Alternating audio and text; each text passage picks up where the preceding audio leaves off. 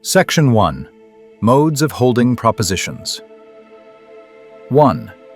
Propositions, consisting of a subject and predicate united by the copula, may take a categorical, conditional, or interrogative form. 1. An interrogative, when they ask a question, e.g., does free trade benefit the poorer classes, and imply the possibility of an affirmative or negative resolution of it. 2. A conditional, when they express a conclusion, e.g., free trade therefore benefits the poorer classes, and both imply their dependence on other propositions. 3.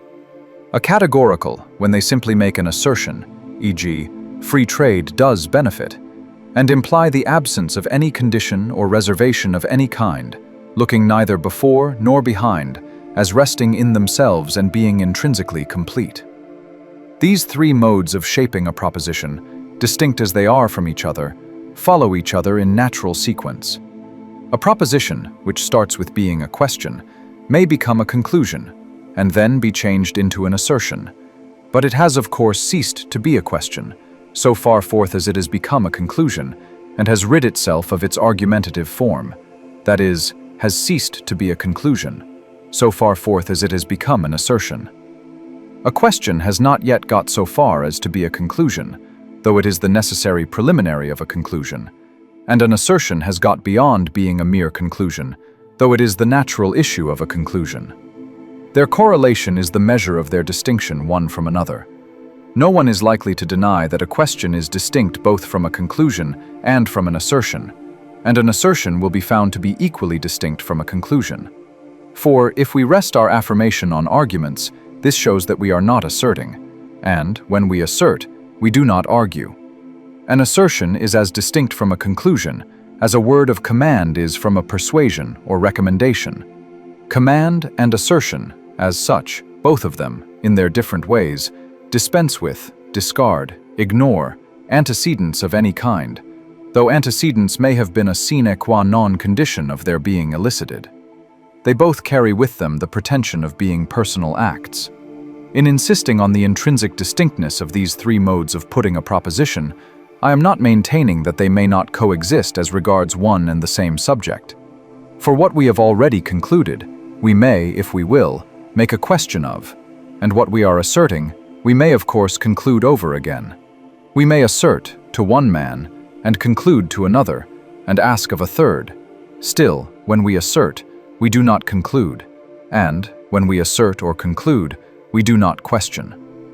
2. The internal act of holding propositions is for the most part analogous to the external act of enunciating them. As there are three ways of enunciating, so are there three ways of holding them, each corresponding to each. These three mental acts are doubt, inference, and assent. A question is the expression of a doubt, a conclusion is the expression of an act of inference, and an assertion is the expression of an act of assent. To doubt, for instance, is not to see one's way to hold that free trade is, or that it is not a benefit. To infer is to hold on sufficient grounds that free trade may, must, or should be a benefit. To assent to the proposition is to hold that free trade is a benefit. Moreover, propositions, while they are the material of these three enunciations, are the objects of the three corresponding mental acts, and as without a proposition, there cannot be a question, conclusion, or assertion, so without a proposition, there is nothing to doubt about, nothing to infer, nothing to assent to. Mental acts of whatever kind presuppose their objects, and since the three enunciations are distinct from each other, therefore the three mental acts also, doubt, inference, and assent, are, with reference to one and the same proposition, distinct from each other. Else, why should their several enunciations be distinct? And indeed, it is very evident that so far forth as we infer, we do not doubt, and that when we assent, we are not inferring, and when we doubt, we cannot assent. And in fact, these three modes of entertaining propositions, doubting them, inferring them, assenting to them, are so distinct in their action that when they are severally carried out into the intellectual habits of an individual, they become the principles and notes of three distinct states or characters of mind. For instance, in the case of revealed religion, According as one or other of these is paramount within him, a man is a skeptic as regards it, or a philosopher, thinking it more or less probable considered as a conclusion of reason, or he has an unhesitating faith in it and is recognized as a believer. If he simply disbelieves or dissents, he is assenting to the contradictory of the thesis, viz., that there is no revelation. Many minds, of course, there are, which are not under the predominant influence of any one of the three. Thus, men are to be found of irreflective, impulsive, unsettled, or again of acute minds, who do not know what they believe and what they do not, and who may be, by turns, skeptics, inquirers, or believers, who doubt, assent, infer, and doubt again, according to the circumstances of the season. Nay, further, in all minds there is a certain coexistence of these distinct acts. That is, of two of them, for we can at once infer and assent, though we cannot at once either assent or infer, and also doubt. Indeed, in a multitude of cases, we infer truths, or apparent truths, before and while and after we assent to them. Lastly, it cannot be denied that these three acts are all natural to the mind. I mean that, in exercising them, we are not violating the laws of our nature, as if they were in themselves an extravagance or weakness, but are acting according to it, according to its legitimate constitution. Undoubtedly, it is possible, it is common, in the particular case, to err in the exercise of doubt, of inference, and of assent. That is, we may be withholding a judgment about propositions on which we have the means of coming to some definitive conclusion, or we may be assenting to propositions which we ought to receive only on the credit of their premises, or again, to keep ourselves in suspense about. But such errors of the individual belong to the individual, not to his nature, and cannot avail to forfeit for him his natural right, under proper circumstances, to doubt, or to infer, or to assent. We do but fulfill our nature in doubting, inferring, and assenting, and our duty is not to abstain from the exercise of any function of our nature, but to do what is in itself rightly.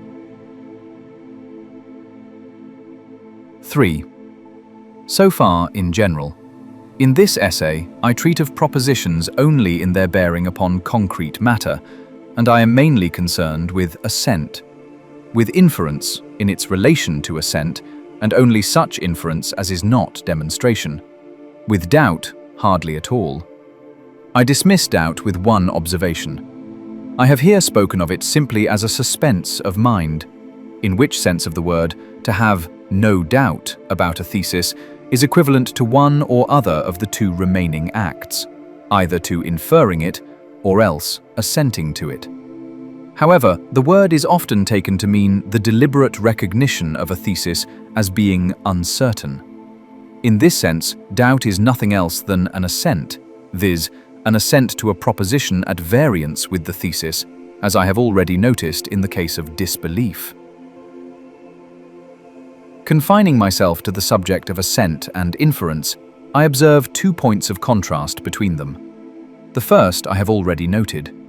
Assent is unconditional, else it is not really represented by assertion.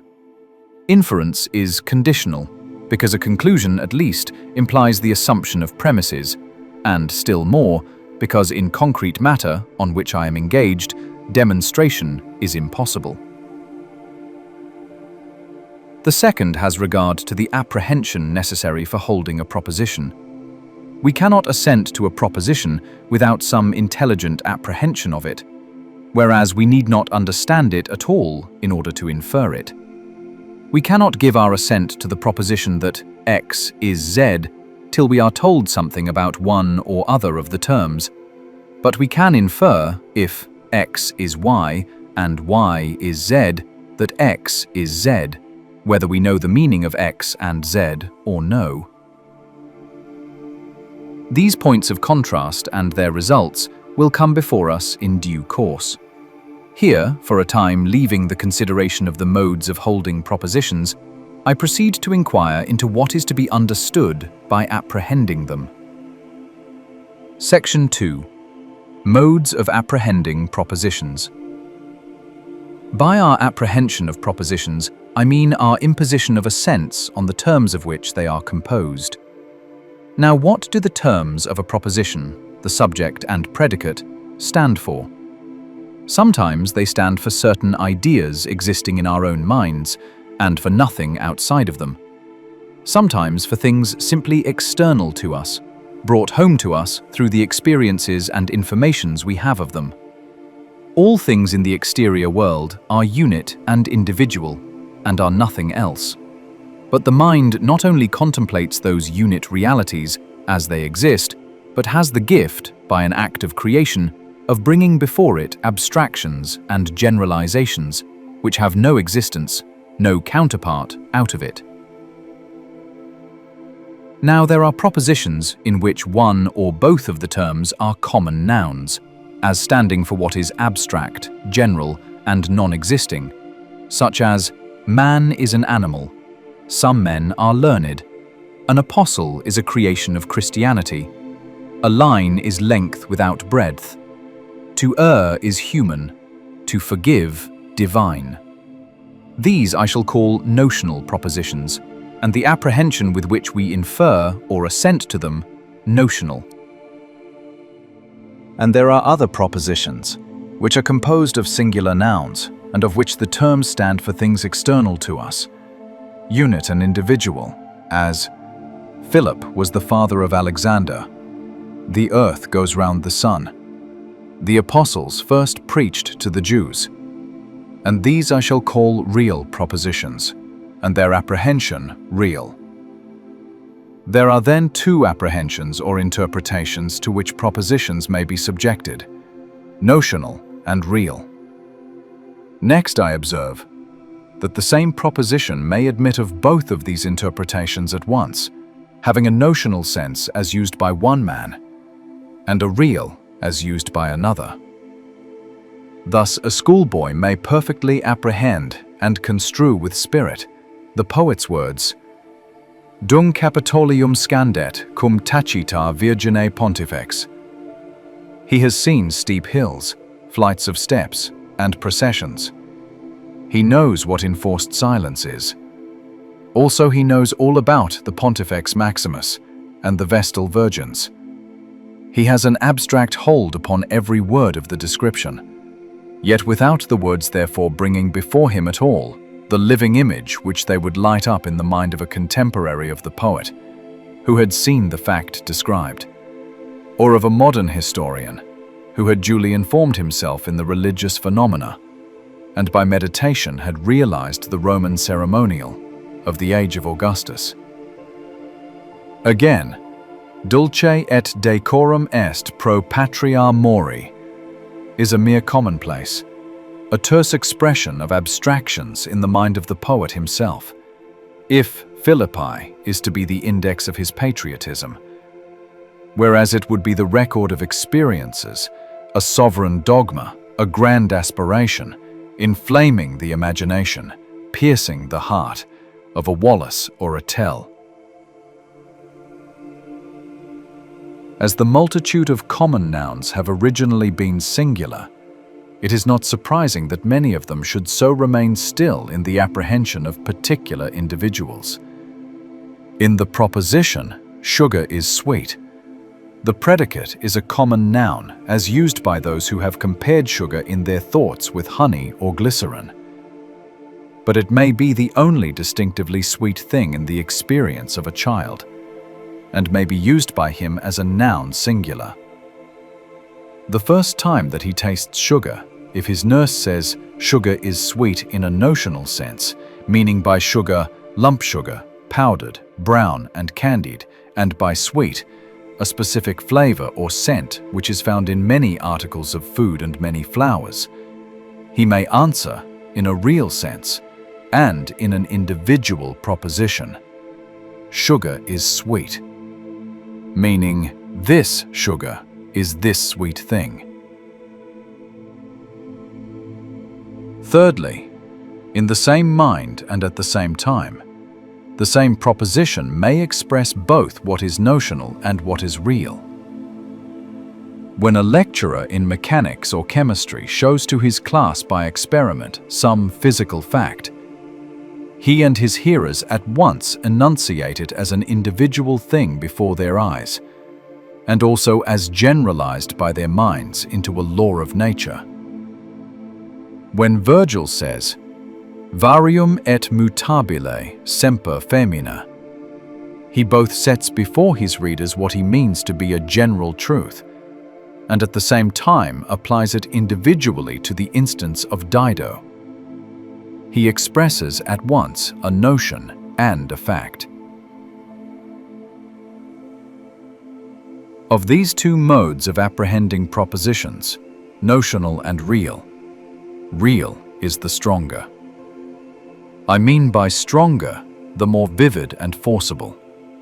It is so to be accounted for the very reason that it is concerned with what is either real or taken for real.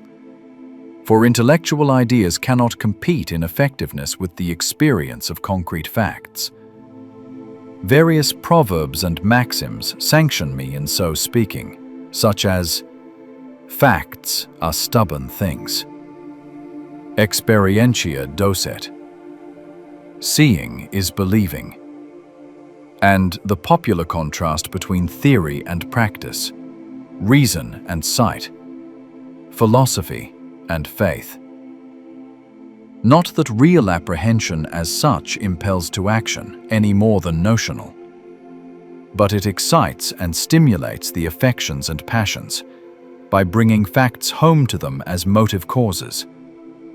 Thus it indirectly brings about what the apprehension of large principles, of general laws, or of moral obligations never could effect.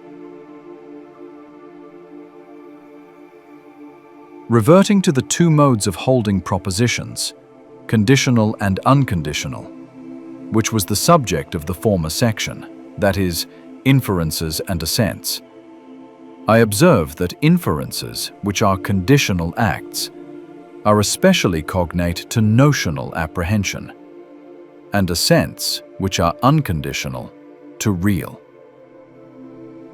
This distinction too will come before us in the course of the following chapters.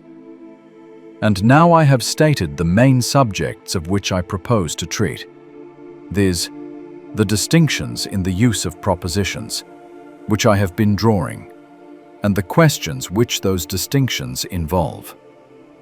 Chapter 2. Assent considered as apprehensive.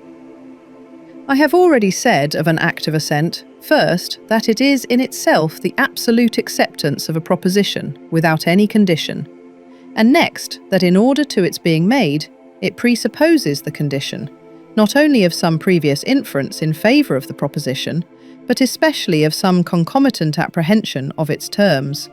I proceed to the latter of these two subjects, that is, of assent considered as apprehensive, leaving the discussion of assent as unconditional for a later place in this essay. By apprehension of a proposition, I mean, as I have already said, the interpretation given to the terms of which it is composed. When we infer, we consider a proposition in relation to other propositions. When we assent to it, we consider it for its own sake and in its intrinsic sense. That sense must be in some degree known to us, else we do but assert the proposition, we in no wise assent to it. Assent I have described to be a mental assertion. In its very nature, then, it is of the mind and not of the lips. We can assert without assenting. Assent is more than assertion just by this much, that it is accompanied by some apprehension of the matter asserted. This is plain, and the only question is, what measure of apprehension is sufficient? And the answer to this question is equally plain. It is the predicate of the proposition which must be apprehended. In a proposition, one term is predicated of another, the subject is referred to the predicate, and the predicate gives us information about the subject. Therefore, to apprehend the proposition is to have that information, and to assent to it is to acquiesce in it as true. Therefore, I apprehend a proposition when I apprehend its predicate. The subject itself need not be apprehended per se in order to a genuine assent, for it is the very thing which the predicate has to elucidate, and therefore by its formal place in the proposition, so far as it is the subject, it is something unknown, something which the predicate makes known. But the predicate cannot make it known unless it is known itself.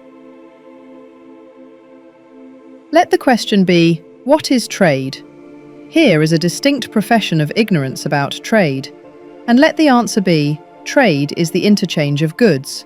Trade, then, need not be known as a condition of assent to the proposition, except so far as the account of it which is given in answer, the interchange of goods, makes it known, and that must be apprehended in order to make it known. The very drift of the proposition is to tell us something about the subject, but there is no reason why our knowledge of the subject, whatever it is, should go beyond what the predicate tells us about it. Further than this, the subject need not be apprehended. As far as this, it must. It will not be apprehended thus far unless we apprehend the predicate. If a child asks, "What is lucerne?" and is answered, "Lucerne is Medicago sativa, of the class Diadelphia and order Decandria," and henceforth says obediently, "Lucerne is Medicago sativa," etc., he makes no active assent to the proposition which he enunciates, but speaks like a parrot. But if he is told, "Lucerne is food for cattle," and is shown cows grazing in a meadow, then though he never saw lucerne and knows nothing at all about it, besides what he has learned from the predicate, he is in a position to make as genuine an assent to the proposition, "Lucerne is food for cattle," on the word of his informant, as if he knew ever so much more about lucerne. And as soon as he has got as far as this, he may go further. He now knows enough about lucerne to enable him to apprehend propositions which have lucerne for their predicate, should they come before him for assent, as, "That field is sown with lucerne," or "Clover is not lucerne." Yet there is a way in which the child can give an indirect assent even to a proposition, in which he understood neither subject nor predicate. He cannot indeed in that case assent to the proposition itself, but he can assent to its truth. He cannot do more than assert that lucerne is Medicago sativa, but he can assent to the proposition that lucerne is Medicago sativa is true. For here is a predicate which he sufficiently apprehends, what is inapprehensible in the proposition being confined to the subject. Thus the child's mother might teach him to repeat a passage of Shakespeare, and when he asked the meaning of a particular line, such as, "The quality of mercy is not strained," or "Virtue itself turns vice," being misapplied, she might answer him that he was too young to understand it yet, but that it had a beautiful meaning, as he would one day know. And he, in faith on her word, might give his assent to such a proposition, not, that is, to the line itself, which he had got by heart, and which would be beyond him, but to its being true, beautiful, and good. Of course, I am speaking of assent itself and its intrinsic conditions, not of the ground or motive of it. Whether there is an obligation upon the child to trust his mother, or whether there are cases where such trust is impossible, are irrelevant questions, and I notice them in order to put them aside. I am examining the act of assent itself, not its preliminaries, and I have specified 3 directions which among others the assent may take, viz., assent immediately to a proposition, assent to its truth, and assent both to its truth and to the ground of its being true together. Lucerne is food for cattle, that lucerne is Medicago sativa is true, and my mother's word, that lucerne is Medicago sativa and is food for cattle, is the truth. Now in each of these there is one and the same absolute adhesion of the mind to the proposition on the part of the child. He assents to the apprehensible proposition, and to the truth of the inapprehensible, and to the veracity of his mother in her assertion of the inapprehensible. I say the same absolute adhesion, because, unless he did assent without any reserve to the proposition that lucerne was food for cattle, or to the accuracy of the botanical name and description of it, he would not be giving an unreserved assent to his mother's word. Yet, though these assents are all unreserved, still they certainly differ in strength, and this is the next point to which I wish to draw attention. It is indeed plain that, though the child assents to his mother's veracity, without perhaps being conscious of his own act, nevertheless, that particular assent of his has a force and life in it which the other assents have not, insomuch as he apprehends the proposition, which is the subject of it, with greater keenness and energy than belongs to his apprehension of the others. Her veracity and authority is to him no abstract truth or item of general knowledge, but is bound up with that image and love of her person, which is part of himself, and makes a direct claim on him for his summary assent to her general teachings. Accordingly, by reason of this circumstance of his apprehension, he would not hesitate to say, did his years admit of it, that he would lay down his life in defense of his mother's veracity. On the other hand, he would not make such a profession in the case of the propositions, lucerne is food for cattle, or that lucerne is medicago sativa, is true. And yet it is clear too, that, if he did in truth assent to these propositions, he would have to die for them also, rather than deny them, when it came to the point, unless he made up his mind to tell a falsehood. That he would have to die for all three propositions severally, rather than deny them, shows the completeness and absoluteness of assent in its very nature. That he would not spontaneously challenge so severe a trial in the case of 2 out of the 3 particular acts of assent illustrates in what sense one assent may be stronger than another. It appears then that, in assenting to propositions, an apprehension in some sense of their terms is not only necessary to assent, as such, but also gives a distinct character to its acts. If therefore we would know more about assent, we must know more about the apprehension which accompanies it. Accordingly, to the subject of apprehension, I proceed. Chapter 3. The Apprehension of Propositions. I said in my introductory chapter that there can be no assent to a proposition without some sort of apprehension of its terms. Next, that there are 2 modes of apprehension, notional and real. Thirdly, that, while assent may be given to a proposition on either apprehension of it, still its acts are elicited more heartily and forcibly when they are made upon real apprehension, which has things for its objects, than when they are made in favor of notions and with a notional apprehension. The first of these 3 points I have just been discussing. Now I will proceed to the second, viz., the 2 modes of apprehending propositions, leaving the third for the chapters which follow. I have used the word apprehension and not understanding, because the latter word is of uncertain meaning, standing sometimes for the faculty or act of conceiving a proposition, sometimes for that of comprehending it, neither of which come into the sense of apprehension. It is possible to apprehend without understanding. I apprehend what is meant by saying that John is Richard's wife's father's aunt's husband, but if I am unable so to take in these successive relationships as to understand the upshot of the whole, viz., that John is great-uncle-in-law to Richard, I cannot be said to understand the proposition. In like manner, I may take a just view of a man's conduct, and therefore apprehend it, and yet may profess that I cannot understand it. That is, I have not the key to it, and do not see its consistency in detail. I have no just conception of it. Apprehension, then, is simply an intelligent acceptance of the idea or of the fact which a proposition enunciates. Pride will have a fall. Napoleon died at St. Helena. I have no difficulty in entering into the sentiment contained in the former of these, or into the fact declared in the latter. That is, I apprehend them both. Now, apprehension, as I have said, has 2 subject matters. According as language expresses things external to us, or our own thoughts, so is apprehension real or notional. It is notional in the grammarian, it is real in the experimentalist. The grammarian has to determine the force of words and phrases.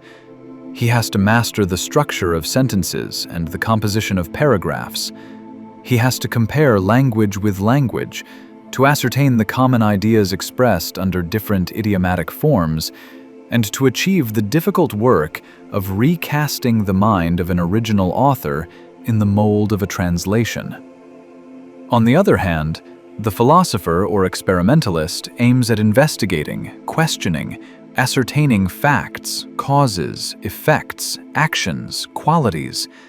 These are things, and he makes his words distinctly subordinate to these as means to an end. The primary duty of a literary man is to have clear conceptions, and to be exact and intelligible in expressing them. But in a philosopher, it is even a merit to be not altogether vague, inchoate, and obscure in his teaching. And if he fails even of this low standard of language, we remind ourselves that his obscurity perhaps is owing to his depth. No power of words in a lecturer would be sufficient to make psychology easy to his hearers. If they are to profit by him, they must throw their minds into the matters in discussion, must accompany his treatment of them with an active, personal concurrence, and interpret for themselves as he proceeds the dim suggestions and adumbrations of objects which he has a right to presuppose while he uses them as images existing in their apprehension as well as in his own. In something of a parallel way, it is the least pardonable fault in an orator to fail in clearness of style, and the most pardonable fault of a poet. So again, an economist is dealing with facts. Whatever there is of theory in his work professes to be founded on facts.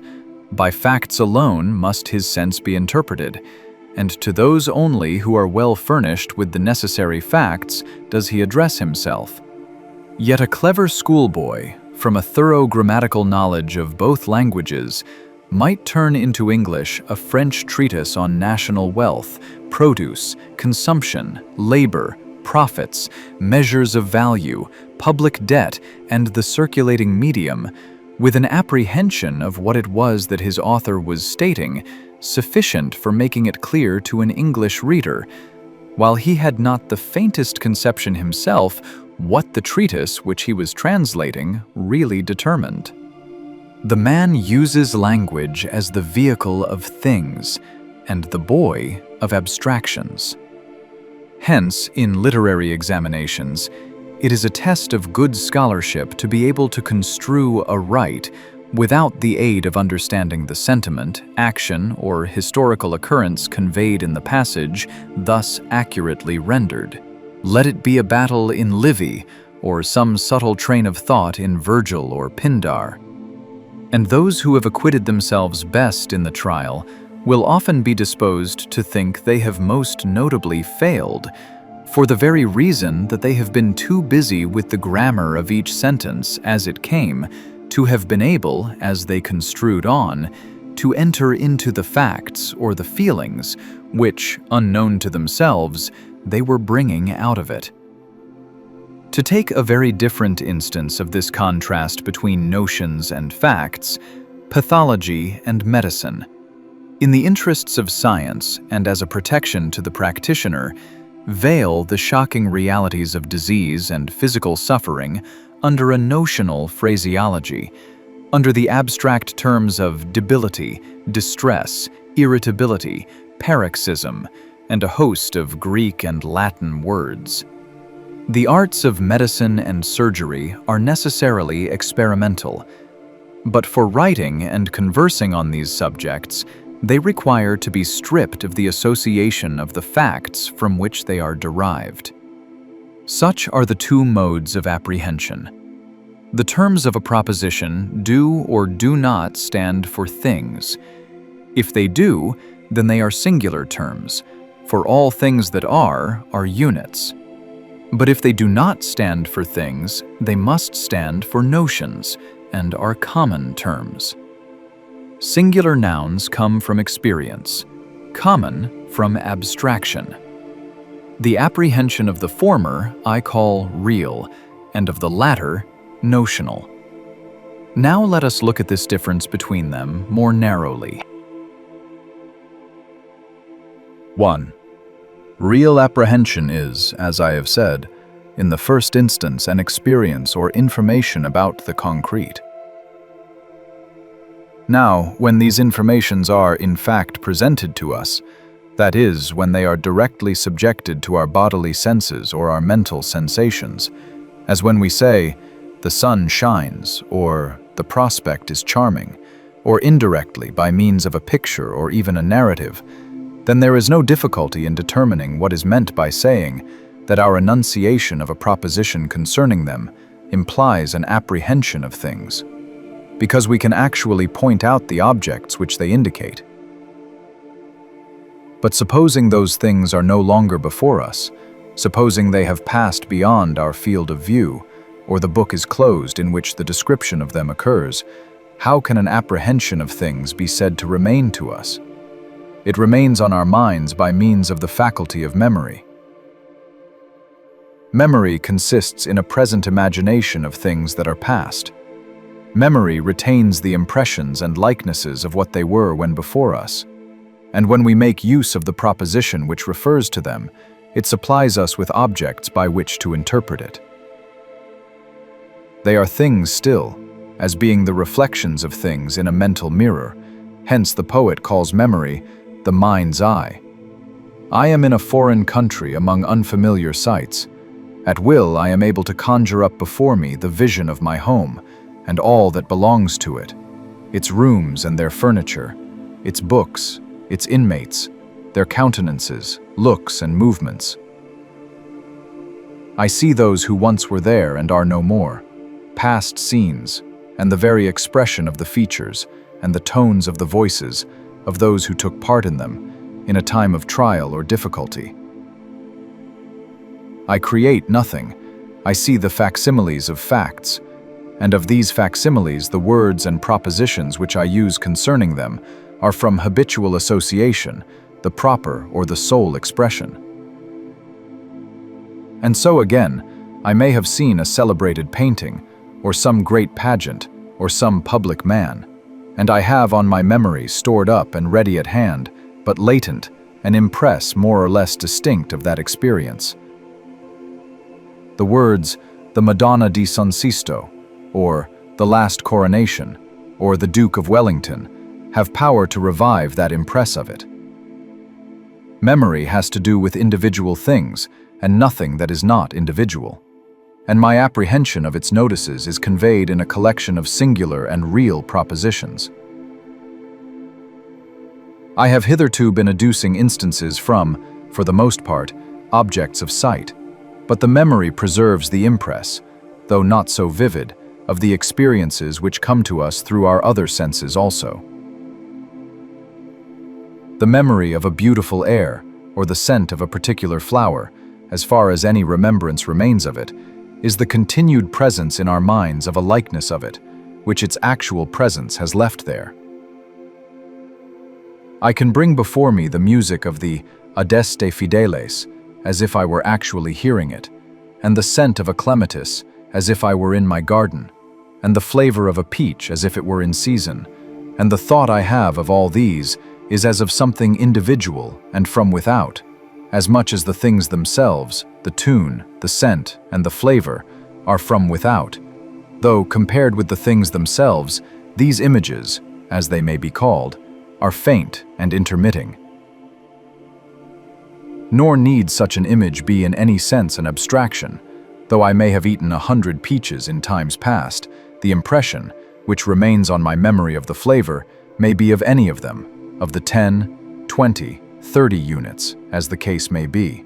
Not a general notion, distinct from every one of them, and formed from all of them by a fabrication of my mind. And so again the apprehension which we have of our past mental acts of any kind, of hope, inquiry, effort, triumph, disappointment, suspicion, hatred, and 100 others, is an apprehension of the memory of those definite acts, and therefore an apprehension of things, not to say that many of them do not need memory, but are such as admit of being actually summoned and repeated at our will. Such an apprehension again is elicited by propositions embodying the notices of our history, of our pursuits and their results, of our friends, of our bereavements, of our illnesses, of our fortunes, which remain imprinted upon our memory as sharply and deeply as is any recollection of sight. Nay, and such recollections may have in them an individuality and completeness which outlives the impressions made by sensible objects. The memory of countenances and of places in times past may fade away from the mind, but the vivid image of certain anxieties or deliverances never.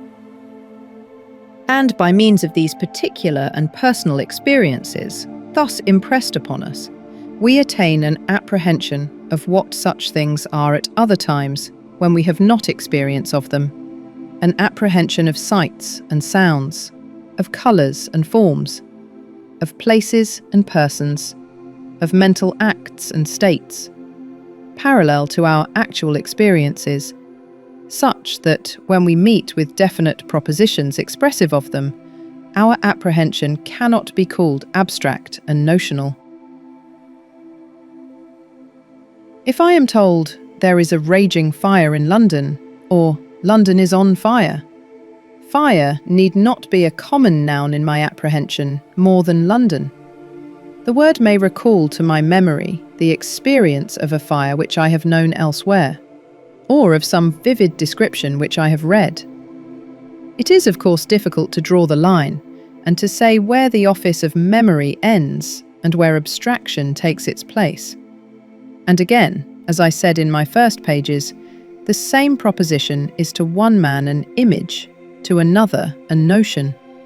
But still there is a host of predicates of the most various kinds: lovely, vulgar, a conceited man, a manufacturing town, a catastrophe, and any number of others, which, though as predicates they would be accounted common nouns, are in fact in the mouths of particular persons singular, as conveying images of things individual, as the rustic in Virgil says, urbum quam dicunt Romam malibi putavi, stultus ego huic nostri similem. And so the child's idea of a king, as derived from his picture book, will be that of a fierce, or stern, or venerable man, seated above a flight of steps, with a crown on his head and a sceptre in his hand. In these two instances, indeed, the experience does but mislead when applied to the unknown, but it often happens on the contrary that it is a serviceable help, especially when a man has large experiences and has learned to distinguish between them and apply them duly, as in the instance of the hero who knew many cities of men and many minds.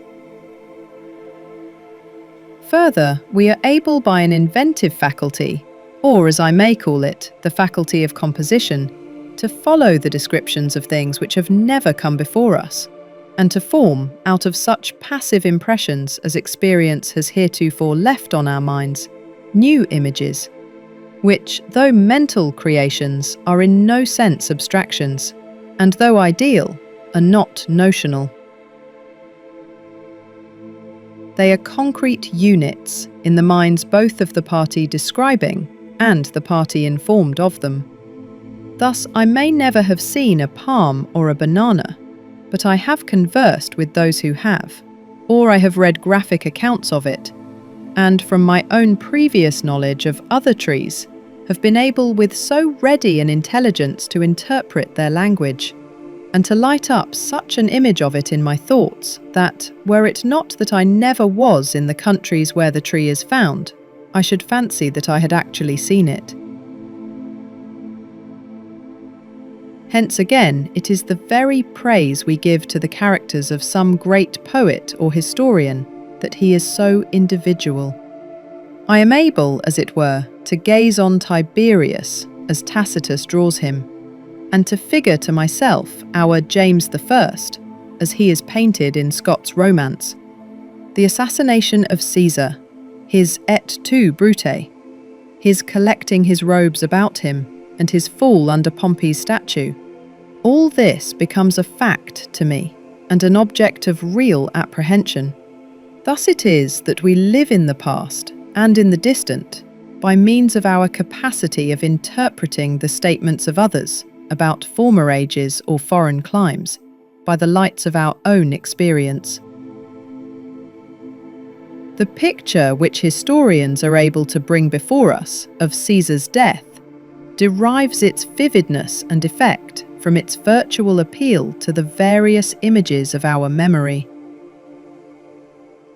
This faculty of composition is, of course, a step beyond experience, but we have now reached its furthest point. It is mainly limited as regards its materials by the sense of sight. As regards the other senses, new images cannot well be elicited and shaped out of old experiences. No description, however complete, could convey to my mind an exact likeness of a tune or an harmony which I have never heard, and still less of a scent which I have never smelt. Generic resemblances and metaphorical substitutes are indeed producible, but I should not acquire any real knowledge of the Scotch air, "There's nae luck," by being told it was like Auld Lang Syne or Robin Gray. And if I said that Mozart's melodies were as a summer sky, or as the breath of Zephyr, I should be better understood by those who knew Mozart than by those who did not. Such vague illustrations suggest intellectual notions, not images. And quite as difficult is it to create, or to apprehend by description, images of mental facts, of which we have no direct experience. I may indeed, as I have already said, bring home to my mind so complex a fact as an historical character, by composition out of my experiences about character generally, Tiberius, James I, Louis XI, or Napoleon. But who is able to infuse into me, or how shall I imbibe, a sense of the peculiarities of the style of Cicero or Virgil, if I have not read their writings? Or how shall I gain a shadow of a perception of the wit or the grace ascribed to the conversation of the French salons, being myself an untraveled John Bull? And so again, as regards the affections and passions of our nature, they are sui generis, respectively, and incommensurable, and must be severally experienced in order to be apprehended really. I can understand the rabbia of a native of southern Europe if I am of a passionate temper myself, and the taste for speculation or betting found in great traders or on the turf if I am fond of enterprise or games of chance. But on the other hand, not all the possible descriptions of headlong love will make me comprehend the delirium if I have never had a fit of it, nor will ever so many sermons about the inward satisfaction of strict conscientiousness create in my mind the image of a virtuous action and its attendant sentiments, if I have been brought up to lie, thieve, and indulge my appetites. Thus we meet with men of the world who cannot enter into the very idea of devotion, and think, for instance, that from the nature of the case, a life of religious seclusion must be either one of unutterable dreariness or abandoned sensuality, because they know of no exercise of the affections but what is merely human. And with others again, who, living in the home of their own selfishness, ridicule as something fanatical and pitiable the self-sacrifices of generous high-mindedness and chivalrous honor. They cannot create images of these things, any more than children can on the contrary of vice, when they ask whereabouts and who the bad men are. For they have no personal memories, and have to content themselves with notions drawn from books or from what others tell them. So much on the apprehension of things, and on the real sense in our use of language. Now let us pass on to the notional sense. 2. Experience tells us only of individual things, and these things are innumerable.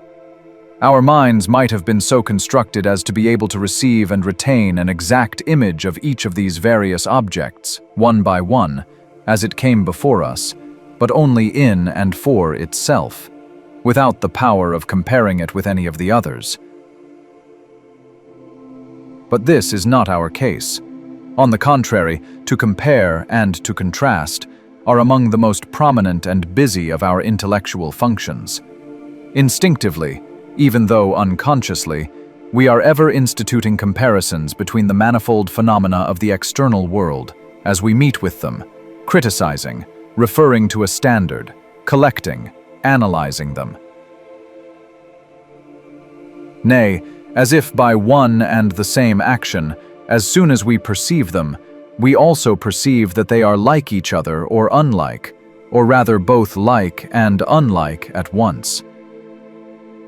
We apprehend spontaneously, even before we set about apprehending, that man is like man, yet unlike, and unlike a horse, a tree, a mountain, or a monument, yet in some, though not the same respects, like each of them. And in consequence, as I have said, we are ever grouping and discriminating, measuring and sounding, framing cross-classes and cross-divisions, and thereby rising from particulars to generals, that is, from images to notions. In processes of this kind, we regard things not as they are in themselves, but mainly as they stand in relation to each other. We look at nothing simply for its own sake. We cannot look at any one thing without keeping our eyes on a multitude of other things besides.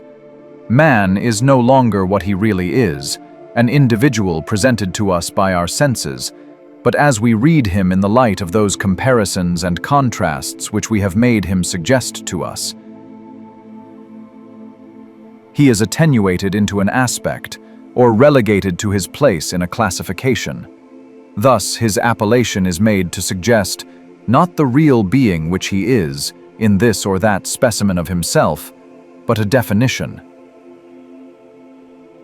If I might use a harsh metaphor, I should say he is made the logarithm of his true self, and in that shape is worked with the ease and satisfaction of logarithms. It is plain what a different sense language will bear in this system of intellectual notions from what it has when it is the representative of things. And such a use of it is not only the very foundation of all science, but may be, and is, carried out in literature and in the ordinary intercourse of man with man. And then it comes to pass that individual propositions about the concrete almost cease to be, and are diluted or starved into abstract notions. The events of history and the characters who figure in it lose their individuality. States and governments, society and its component parts, cities, nations, even the physical face of the country, things past, and things contemporary, all that fullness of meaning which I have described as accruing to language from experience, now that experience is absent, necessarily becomes to the multitude of men nothing but a heap of notions, little more intelligible than the beauties of a prospect to the short-sighted, or the music of a great master to a listener who has no ear. I suppose most men will recollect in their past years how many mistakes they have made about persons, parties, local occurrences, nations and the like, of which at the time they had no actual knowledge of their own. How ashamed or how amused they have since been at their own gratuitous idealism when they came into possession of the real facts concerning them. They were accustomed to treat the definite Titus or Sempronius as the quidem homo, the individuum vagum, of the logician. They spoke of his opinions, his motives, his practices as their traditional rule for the species Titus or Sempronius enjoined. In order to find out what individual men in flesh and blood were, they fancied that they had nothing to do but to refer to commonplaces, alphabetically arranged.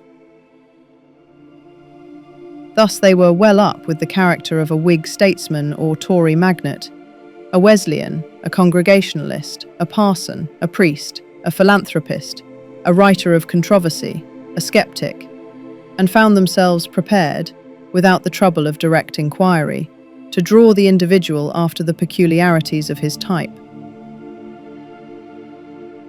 And so with national character, the late Duke of Wellington must have been impulsive, quarrelsome, witty, clever at repartee, for he was an Irishman.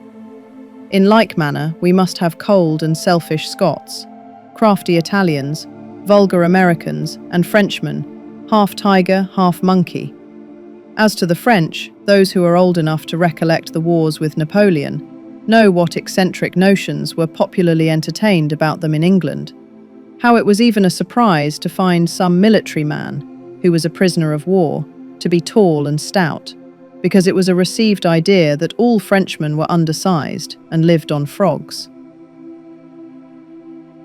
Such again are the ideal personages who figure in romances and dramas of the old school: tyrants, monks, crusaders, princes in disguise, and captive damsels, or benevolent or angry fathers and spendthrift heirs, like the symbolical characters in some of Shakespeare's plays, a tapster or a Lord Mayor, or in the stage directions, "Enter two murderers."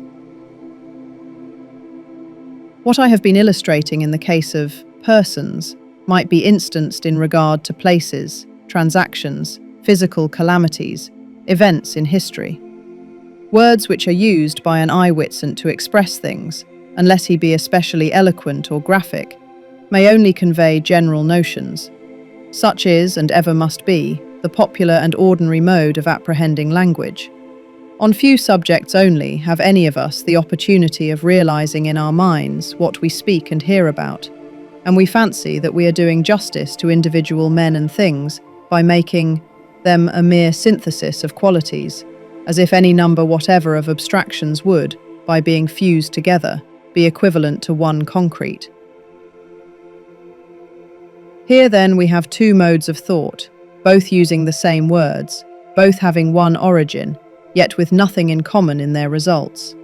The informations of sense and sensation are the initial basis of both of them, but in the one we take hold of objects from within them, and in the other we view them from without them. We perpetuate them as images in the one case, we transform them into notions in the other. And natural to us as are both processes in their first elements and in their growth, however divergent and independent in their direction, they cannot really be inconsistent with each other. Yet no one from the sight of a horse or a dog would be able to anticipate its zoological definition, nor from a knowledge of its definition to draw such a picture as would direct another to the living specimen. Each use of propositions has its own excellence and serviceableness, and each has its own imperfection. To apprehend notionally is to have breadth of mind, but to be shallow. To apprehend really is to be deep, but to be narrow-minded. The latter is the conservative principle of knowledge, and the former the principle of its advancement. Without the apprehension of notions, we should forever pace round one small circle of knowledge. Without a firm hold upon things, we shall waste ourselves in vague speculations. However, real apprehension has the precedence as being the scope and end and the test of notional, and the fuller is the mind's hold upon things, or what it considers such, the more fertile is it in its aspects of them, and the more practical in its definitions. Of course, as these two are not inconsistent with each other, they may coexist in the same mind. Indeed, there is no one who does not to a certain extent exercise both the one and the other. Viewed in relation to assent, which has led to my speaking of them, they do not in any way affect the nature of the mental act, which is, in all cases, absolute and unconditional. But they give it an external character corresponding respectively to their own. So much so, that at first sight it might seem as if assent admitted of degrees, on account of the variation of vividness in these different apprehensions. As notions come of abstractions, so images come of experiences. The more fully the mind is occupied by an experience, the keener will be its assent to it, if it assents. And on the other hand, the duller will be its assent, and the less operative. The more it is engaged with an abstraction, and thus a scale of assents is conceivable, either in the instance of one mind upon different subjects, or of many minds upon one subject, varying from an assent which looks like mere inference, up to a belief both intense and practical. From the acceptance, which we accord to some accidental news of the day, to the supernatural dogmatic faith of the Christian. It follows to treat of assent under this double aspect of its subject matter: assent to notions and assent to things. Chapter 4. Notional and Real Assent. 1. I have said that our apprehension of a proposition varies in strength, and that it is stronger when it is concerned with a proposition expressive to us of things than when concerned with a proposition expressive of notions. And I have given this reason for it, viz., that what is concrete exerts a force and makes an impression on the mind which nothing abstract can rival. That is, I have argued that, because the object is more powerful, therefore so is the apprehension of it. I do not think it unfair reasoning thus to take the apprehension for its object. The mind is ever stimulated in proportion to the cause stimulating it. Sights, for instance, sway us as sense do not, whether this be owing to a greater power in the thing seen, or to a greater receptivity and expansiveness in the sense of seeing, is a superfluous question. The strong object would make the apprehension strong. Our sense of seeing is able to open to its object, as our sense of smell cannot open to its own. Its objects are able to awaken the mind, take possession of it, inspire it, act through it, with an energy and variousness which is not found in the case of sense and their apprehension. Since we cannot draw the line between the object and the act, I am at liberty to say, as I have said, that, as is the thing apprehended, so is the apprehension. And so in like manner as regards apprehension of mental objects, if an image derived from experience or information is stronger than an abstraction, conception, or conclusion, if I am more arrested by our Lord's bearing before Pilate and Herod than by the justum et tenacem, etc. of the poet, more arrested by his voice saying to us, "Give to him that asketh thee," than by the best arguments of the economist against indiscriminate almsgiving, it does not matter for my present purpose whether the objects give strength to the apprehension, or the apprehension gives large admittance into the mind to the object. It is in human nature to be more affected by the concrete than by the abstract. It may be the reverse with other beings. The apprehension, then, may be as fairly said to possess the force which acts upon us as the object apprehended. 2. Real apprehension, then, may be pronounced stronger than notional, because things which are its objects are confessedly more impressive and effective than notions, which are the objects of notional. Experiences and their images strike and occupy the mind, as abstractions and their combinations do not. Next, passing on to assent, I observe that it is this variation in the mind's apprehension of an object to which it assents, and not any incompleteness in the assent itself, which leads us to speak of strong and weak assents, as if assent itself admitted of degrees. In either mode of apprehension, be it real or be it notional, the assent preserves its essential characteristic of being unconditional. The assent of a Stoic to the justum et tenacem and si may be as genuine an assent, as absolute and entire, as little admitting of degree or variation, as distinct from an act of inference, as the assent of a Christian to the history of our Lord's Passion in the Gospel.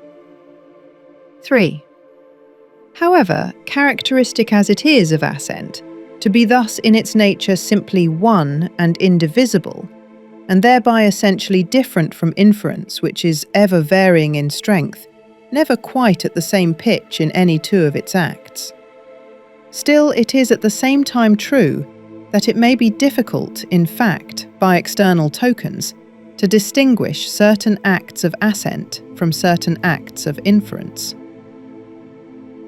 Thus, whereas no one could possibly confuse the real assent of a Christian to the fact of our Lord's crucifixion with the notional acceptance of it as a point of history on the part of a philosophical heathen, so removed from each other, toto kello, are the respective modes of apprehending it in the two cases, though in both the assent is in its nature one and the same. Nevertheless, it would be easy to mistake the Stoics' notional assent, genuine though it might be, to the moral nobleness of the just man struggling in the storms of fate, for a mere act of inference resulting from the principles of his stoical profession, or again for an assent merely to the inferential necessity of the nobleness of that struggle. Nothing, indeed, is more common than to praise men for their consistency to their principles, whatever those principles are.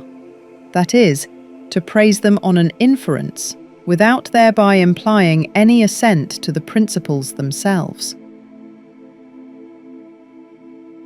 The cause of this resemblance between acts so distinct is obvious. It exists only in cases of notional assents.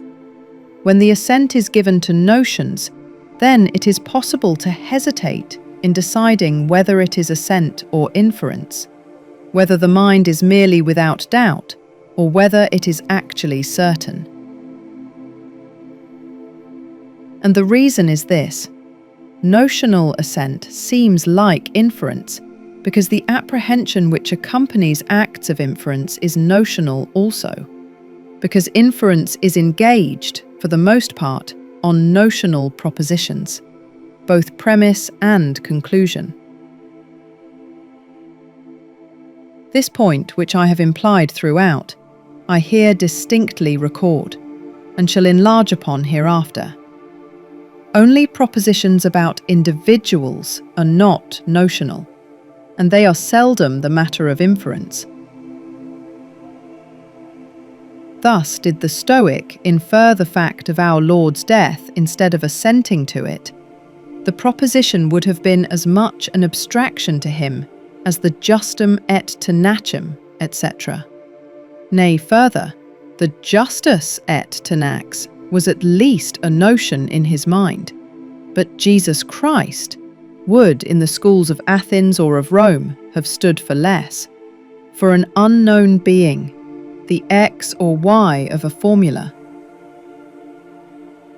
Except then in some of the cases of singular conclusions, inferences are employed on notions, that is, unless they are employed on mere symbols. And indeed, when they are symbolical, then are they clearest and most cogent, as I shall hereafter show. The next clearest are such as carry out the necessary results of previous classifications, and therefore may be called definitions, or conclusions, as we please. For instance, having divided beings into their classes, the definition of man is inevitable. 4. We may call it then the normal state of inference to apprehend propositions as notions, and we may call it the normal state of assent to apprehend propositions as things. If notional apprehension is most congenial to inference, real apprehension will be the most natural concomitant on assent. An act of inference includes in its object the dependence of its thesis upon its premises, that is, upon a relation which is abstract, but an act of assent rests wholly on the thesis as its object, and the reality of the thesis is almost a condition of its unconditionality. 5. I am led on to make one remark more, and it shall be my last. An act of assent, it seems, is the most perfect and highest of its kind, when it is exercised on propositions which are apprehended as experiences and images, that is, which stand for things. And on the other hand, an act of inference is the most perfect and highest of its kind when it is exercised on propositions which are apprehended as notions, that is, which are creations of the mind. An act of inference indeed may be made with either of these modes of apprehension. So may an act of assent. But when inferences are exercised on things, they tend to be conjectures or presentiments, without logical force. And when assents are exercised on notions, they tend to be mere assertions, without any personal hold on them on the part of those who make them.